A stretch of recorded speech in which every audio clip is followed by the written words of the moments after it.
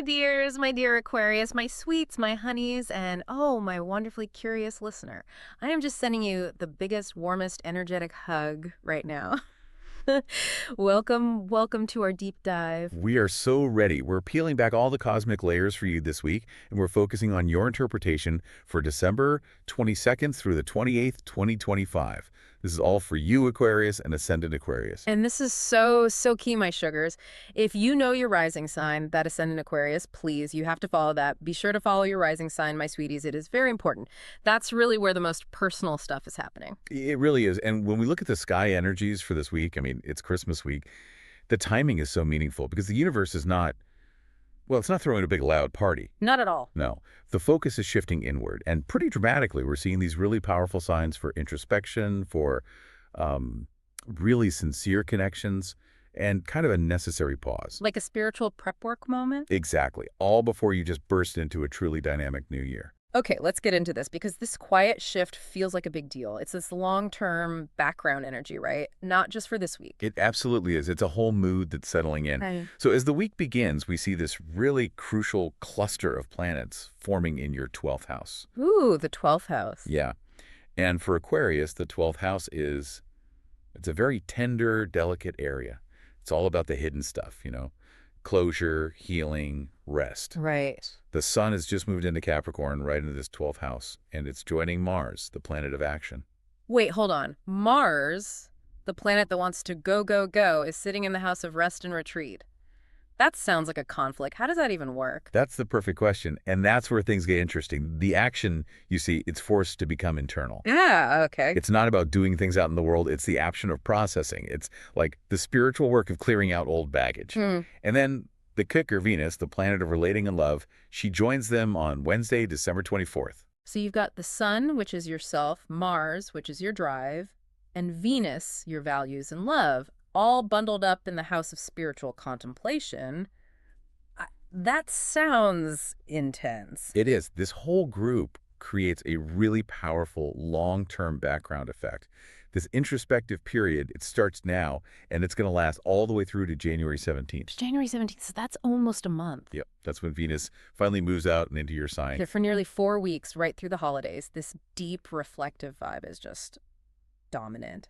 And the 12th house is, like we always say, not particularly bubbly and interactive. Not at all. It's where the cosmic filing cabinet lives. So what files are we pulling out right now? The files are definitely the ones with unresolved emotional business, Yeah. old stories, people from your past. Because Venus and Mars are in the mix, it brings this very nostalgic quality to everything. Well, that makes sense. You might find yourself just suddenly thinking about old friends, maybe an old flame, or even past family stuff you thought was done with. So if you suddenly get a text from an old friend, or find yourself in some unexpected reunion before mid-January, that's the cosmos. It's pulling the past back. But for healing, right? Not for drama. Precisely. That's the Mars part of it, taking the action to finally process and let go. And this whole vibe, this need for deep connection, it means all the superficial stuff just falls away. Completely. Your fair weather friendships, Yeah. those connections that are just convenient, you will have zero energy for them right now. You'll only want those highly sincere ties. So this is like a self-care mandate from the universe, my dear listener. If you feel yourself wanting to pull back a bit, please don't feel guilty about it. Those quiet moments are necessary. It's your cosmic assignment. It is. And that purification is so important because it immediately runs into a bit of a weekly tension point. Ah, okay. So let's zoom in on this week specifically. What's this tension about, especially with relationships? So if you take that need for sincerity and you bring it out into the world, you hit this moment of friction right at the start of the week. Venus is being challenged. It's squared by the very stern, structured energy of Saturn. And Saturn just happens to be your traditional ruler. Exactly. It's close to home. Okay, so a square. Let's explain what that feels like. It's like you're cruising along, and suddenly you hit a stop sign you did not see coming. It's friction. That's a perfect way to put it. It's a clash of values. Saturn is testing Venus, asking, is this relationship, is this friendship built to last? Saturn demands seriousness, and Venus just wants things to be nice and easy. And that clash isn't just about romantic partners, right, my honeys? This could be like a political disagreement at Christmas dinner. Yeah. Or realizing you just don't vibe with a group of friends anymore. Totally. That square suggests that all the way through mid-January, you'll be stepping back and seriously ruminating.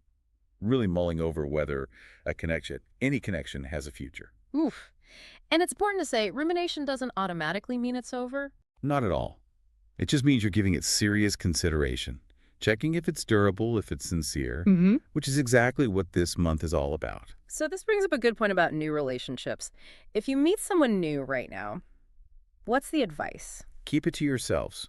Seriously, given how deep and introspective you're feeling, the best thing you can do is just let it develop quietly. Don't post about it. Protect that little seedling of a connection from outside pressure. I love that. Give it space to breathe.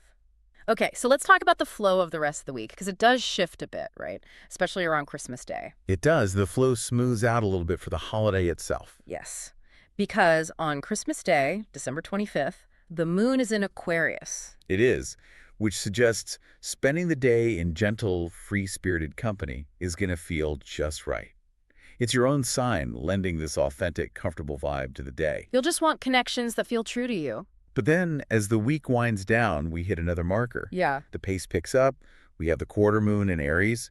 Aries. Okay, that's fire. That's impatient energy. So that's pushing us out of that quiet 12th house space a little. A little bit, yeah. The Yeah. pace of life can pick up dramatically as you start thinking about the new year. But that Aries moon, it also tends to spotlight all the areas where you just don't align with people. Ah. So those quiet thoughts you've been having suddenly come into sharp contact with the real world. Exactly. And the tricky thing here is the tension between the Aries push for speed and that 12th house vulnerability you're feeling. That 12th house energy can make you feel so exposed. Right. So if you find yourself feeling super sensitive or some powerful emotions come up, it is so important not to turn that judgment on yourself. Please don't beat yourself up, my dear listener. If you feel like retreating again, that's just the process. Let those feelings go. Don't let that Aries energy force you into some big confrontation. Just process. Absolutely. This whole week is really an exercise in managing your energy. It's an internal purification process designed to get you ready for the new year. Okay, let's talk about the payoff. Because this quiet time doesn't last forever. There is a huge motivating light at the end of this tunnel, isn't there? It's the cosmic carrot on a stick. Oh, it's a massive burst of energy coming. Towards the end of January, this cluster of key planets moves into Aquarius. So all this quiet time now is critical. You're building up kinetic energy for the breakout. Let's get the dates. We need the dates, my dear listener. When does this big shift happen? When do we get our power back? Okay, the breakout starts when Venus, bringing all her charm and magnetism, moves into Aquarius on January 17th. Then the sun, lighting you up, joins you on January 20th. Okay. Finally, Mars' pure action, drive, assertion, joins your sign on January 23rd. That is a powerhouse lineup. Venus, the Sun, and Mars all in Aquarius. That is an atomic burst of Eunice. You are going to burst out of this reflective lull in the most dynamic, incredible way, that focus you've been cultivating, clearing out the clutter. It's going to immediately turn into forward momentum. You'll know exactly what you want. So, my sweets, use this quiet Christmas week. Clarify what you value, vet your relationships, and shed anything that grains you. Because when those planets line up in your sign, you need to be ready to fly. Embrace this pause to really define your true worth and your unique innovation.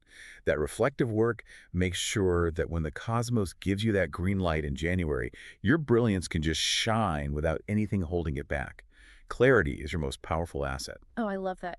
Embrace the pause to define your worth, my beauties. That is everything. Now, we want to hear from you. How is this energy playing out for you? Are you feeling it? Let us know in the comments and share your reflections. Keep that energetic connection flowing with us. Use this time of sincerity. You're building the foundations for a powerful 2026. That's it for this deep dive. We'll catch you on the next cosmic journey wherever the stars may lead. Bye for now.